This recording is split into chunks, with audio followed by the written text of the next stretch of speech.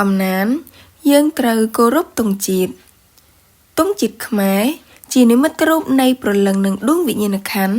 របស់ប្រជាជនខ្មែរយើងគ្រប់ជំនាន់ទង់ជាតិខ្មែរមានរាង4ជ្រុងទ្រវែងផ្ទៃសងខាងមានពណ៌ខៀវជាំជានិមិត្តរូបទឹកដីដ៏ធំទូលាយនិងសម្បូរស្ដុកស្ដំទៅដោយសម្បត្តិធម្មជាតិនិងសម្បត្តិវប្បធម៌ឯផ្ទៃកណ្ដាលមានពណ៌ក្រហមឈាមជានិមិត្តរូបនៃសេចក្តីអង់អាចក្លាហានរបស់ជាតិខ្មែរក្នុងកិច្ចការពារនិងកសាងមាតុភូមិនៅចំកណ្ដាលផ្ទៃពណ៌ក្រហមមានរូបប្រាសាទកំពូលត្រីសូលពណ៌សដែលមានក្បាច់រចនាល្អវិចិត្រជានិមិត្តរូបនៃសម្បត្តិវប្បធម៌កេតនភណ្ឌជាតិនិងសេចក្តីរុងរឿងល្បីល្បាញរបស់ជាតិខ្មែរតាំងពីបុរាណកាលមកម្ល៉េះទង់ជាតិ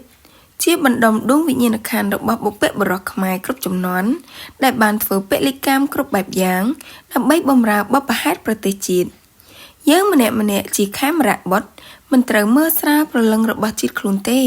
ប្រសិនបើយើងមើលស្រាលទង់ជាតិមិនបានគោរពគំនប់ជាបព្វហេតុធ្វើឲ្យបរទេសមើលងាយជាតិខ្មែរយើង